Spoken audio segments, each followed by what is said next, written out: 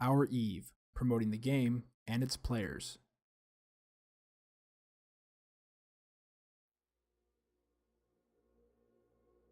Hey there, my name's Johnny Pugh, in-game character name Sir Livingston, and welcome to Our Eve. Today I'm going to be going over the Retribution 1.1 feature list that specifically involves armor tanking.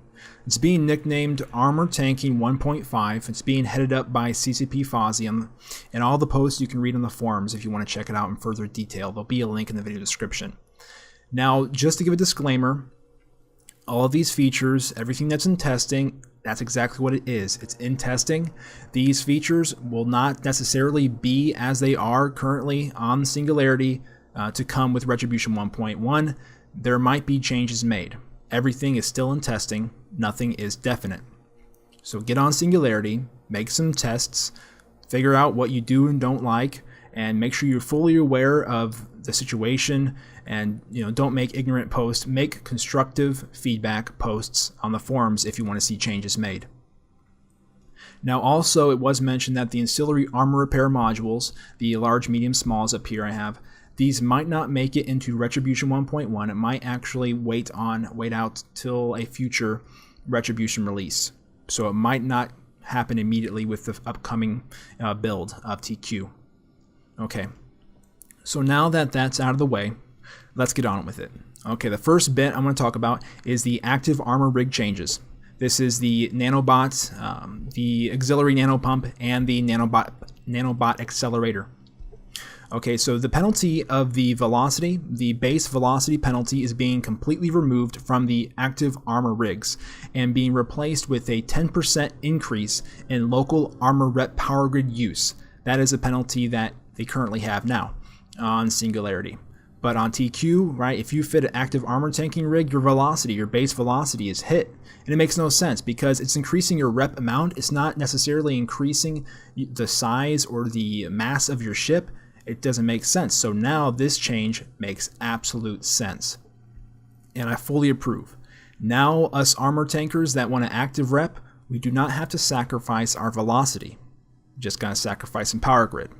And also it's not really that detrimental because you can reduce your penalty, of course, by training armor rigging skill. Armor rigging reduces by 10% per level.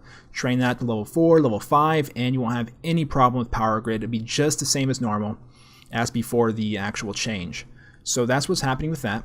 It's applying to large, medium, and small active armor rigs. Okay. Now the next thing I want to talk about is the armor repair module changes. This is coming along with the new penalty for these active armor rigs, the power grid increase. Now what's happening is the large and the medium are being effective. The small is not. The large and medium are being effective. What's happening is the power grid requirements of the medium armor rep, the requirements for the power grid is being reduced by 20% for the medium. It's right here. Power grid is now at 138. And for 10% for the large. Okay. That's what's happening to also, kind of mesh well with the new active armor rig changes. Now, also, there is a new skill being added. A new skill for armor tanking is called armor honeycombing. Right here. It says it's a minus 5% mass penalty reduction. This will allow you to fit out your ships with plates, and not be as less agile and really heavy and bulky. So if you want to train up this skill and buffer tank, it will help you remain faster and quicker to align. So get this skill, the next patch, train it up. It'll come in handy. Trust me. Along the lines of armor plates is the new base penalty reduced for the 800mm, 200mm, and 50mm plates right here. 800. So what's happening is the base mass penalty is being reduced for all three of these by 20%. I'd imagine it's based upon the usage statistics that CCP probably sees happening. They see the 1600mm plate being used so often, the 400mm plate being used, and the 100mm plate, but these three are the ones who are getting a, I guess you could technically say, a buff to make them more desirable. Okay, so I see a lot of changes come from the usage statistics, which is understandable. I mean, that's what you got to go off of, right? So that's what's happening with that. And of course, combined with armor honeycombing, you're going to make your buffer shield ships and your buffer armor ships that much more mobile on the field. The last bit I'm talking about is the ancillary armor repairs. I'm just going over them basically because there's a lot of details that if I went over here, you wouldn't be able to remember outside this video anyway. So if you wanted to look at the exact details of the ancillary armor repairs, go to the forums, check out that forum post, Armor Tanking 1.5, and read CCP Fozzie's post. I'll also go over here just basically some of the things that I just want to share. Now, what's happening is the actual ammunition, the equipment that's being used, make sure the charges that are required to run these properly is going to be the nanite repair paste. So I'd imagine after these modules come out, the nanite repair paste is going to go up in value because there's going to be more of it used, so more of a demand. So you might want to invest in a bit of it if you're planning on using it a lot. So what's happening is, so you have to fill it up with charges of nanite paste to run them properly. The larges are going to require 8 paste per cycle, and it can fit 8 cycles. Each one of these sizes, large, medium, and small, can have 8 cycles with paste. Okay, so the large requires 8 per cycle, therefore 64 nanite repair paste units are required to have it be fully loaded.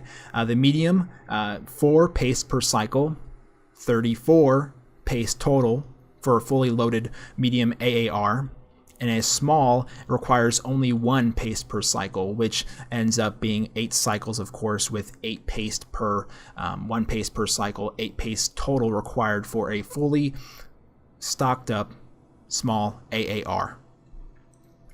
And just so you know, these AARs are going to require a small bit capacitor. Even though they're loaded with nanite paste, they're going to require some capacitor to be run. So just be aware of that. Like I said, if you have any questions about these armor tanking features that weren't answered, do check out that forum post by CCP Fozzie. He goes into further detail on it, of course, and you can go through and read all of the posts. It's a lot of information to take in, but if you get on the test server and look it over, I'm sure you will be able to take it in at your own rate. The last piece about the AARs, currently it's being limited to 1 AAR per ship. So you can only fit 1 large or 1 medium or 1 small, but it doesn't limit the armor reps. You can have 1 AAR and also 1 standard armor repair. For instance, 1 medium AAR combined with a Tech 2 medium armor repair. You know, consider the options, right? And the last very small one I want to talk about Armor Tanking 1.5 is the Incursus change. The Incursus Galente frigate that's been being dual repped and causing quite a bit of trouble in faction warfare I've seen. But what's happening is the 10% armor repair effectiveness bonus that's currently as it is on TQ is being reduced to 7.5 with Retribution 1.1 as I'm reading it properly. So it's getting technically nerfed, but oh well. You know, based upon usage statistics, CCP will buff or nerf your ships, so just be aware of that. Don't share your fits so willingly, I would say, because of that reason. More usage usually ends up with a little bit of get CCP looking at you.